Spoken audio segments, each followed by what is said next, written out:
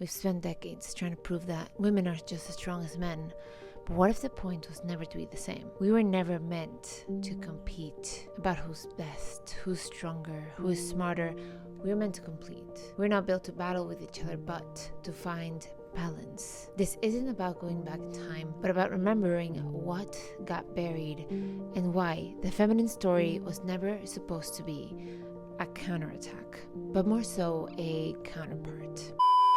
Feminine power and strength is often ignored. In fact, oftentimes that strength is missed altogether. There are those who believe that men must become, quote unquote, become, that they must go through a process of going from boys to men, but that it doesn't happen to women, that women simply just are. What a ridiculous idea. I've never agreed with that. There are certainly rites of passages for women, not only physical, but spiritual as well. Many women actually never go through it. I mean, they might go through the physical aspect, but not the spiritual or the psychological aspect. And they remain in this childlike state of seeking approval from their father. And subconsciously, they blame their mother for their inadequacies. But there's a time, and many of us know it, when that contentious relationship that you might have had with your mother as a teen suddenly becomes respect and even friendship once you become a woman.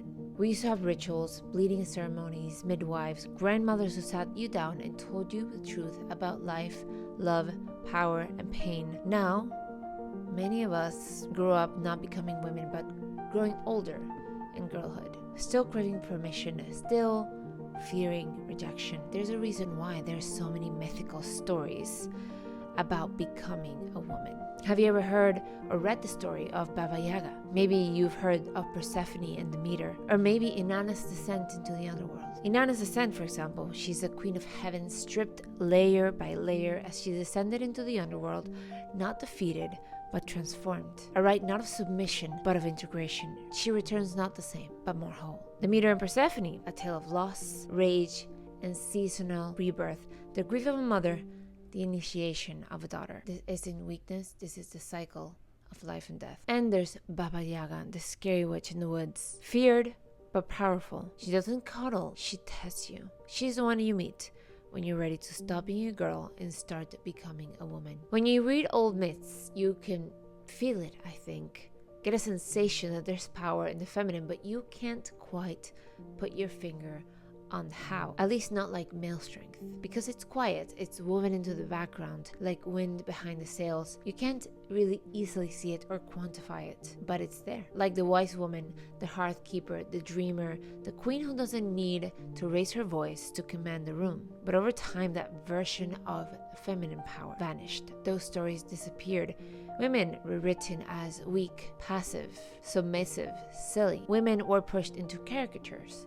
The hysterical wife, the gossiping maiden, the manipulative seductress, the old and ugly witch are just forgotten altogether. And yes, part of that was systemic, but it was also psychological, cultural, survival-based. There is also an attempt in modern times to overcorrect, creating a strong woman character in Hollywood cold, calculating one of the boys. But that's maybe a topic for another time. In one of my latest videos, I got a beautiful comment by a man, which sort of inspired this video. It was one of those comments that remind me to keep going and also stops me in my tracks, to keep looking into these stories. And also, the person who wrote it clearly left vanity and pride at the door, because it was deeply self-reflecting and really, really thought-provoking.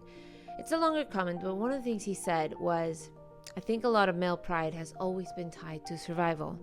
You need me or you die. So they really didn't like it when it became obvious that they weren't the only ones keeping things alive. His comment was not about blame, but about understanding the fear beneath the erasure. Because if women could carry, heal, dream, intuit, guide, what does that mean for a man whose identity was built around being the provider and protector? At least in the old-fashioned way in which we understand those terms. I don't know, but I do know both are needed.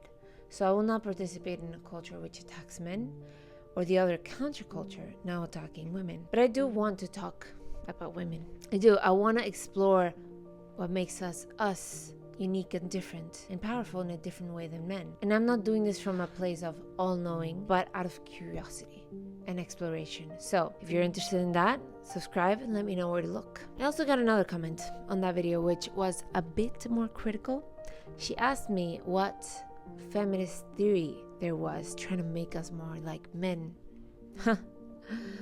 Let's be honest, it does not have to be explicitly stated. It is plain and clear for those of us who want to see. Some quotes from prominent feminists. The heart of a woman's oppression is her childbearing and child-rearing roles. The oppression of women stems primarily from biology, not from capitalism or private property. The goal of feminist revolution must be not just the elimination of male privilege, but of the sex distinction itself.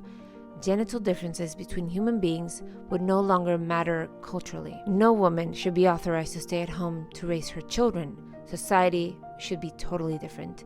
Women should not have that choice, precisely because if there is such a choice, too many women will make that one. The idea that there is a feminine nature or essence that women should embrace has always been a conservative strategy to keep women in their place.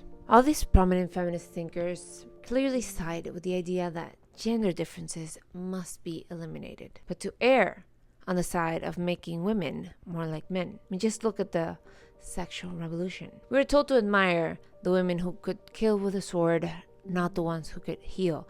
Think about how many strong women in film are emotionally closed off, motherless, partnerless, joyless. The sexual revolution trying to get women to imitate the way men think about sex. We constantly hear that women can be just as physically strong as men. Not to mention how this spilled over to a point where we're wondering, what is even a woman? In our rush to be taken seriously, we started to masculinize our strength, proving we could fight, compete, lead like men. And yes, some of those things we can do, sometimes stressing our bodies out. But is that really the fullest expression of the feminine? I don't think so. What if we barely scratched the surface in what feminine power looks like? What if our deepest gifts, emotional intuition, nurturing spiritual insight, cyclical wisdom, were never meant to be soft consolation prizes?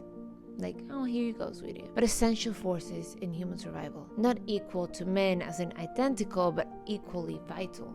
No different to men only physically, but also emotionally and spiritually. I like this metaphor another YouTuber made, The Authentic Observer. Is a house superior to a car?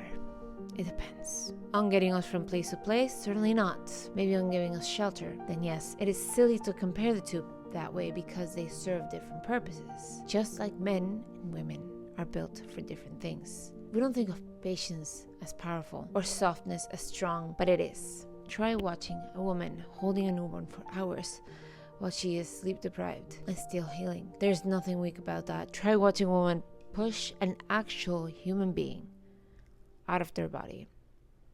I did that myself, and after that, no one will ever convince me that women are the inferior gender. When you zoom out of all of it, the war between the sexes starts to feel like a symptom of a deeper grief. A grief for the lost partnership, a grief for the dance we were meant to do. Because nature doesn't compete with itself. Trees and bees don't argue about who matters more. Can you imagine? Masculine and feminine are complementary forces, interdependent, creative together. We weren't meant to fight, guys. We were made to partner. And when we can remember the feminine, not as a rebuttal to men, but as our birthright, we don't just heal women, we heal men too. We allow a different kind of masculinity to emerge. One that doesn't need to dominate to feel secure. One that knows how to protect without being controlling. One that can hold space for feminine wisdom and be held by it in return. And let's be honest, sometimes men need to be called out, both past and present.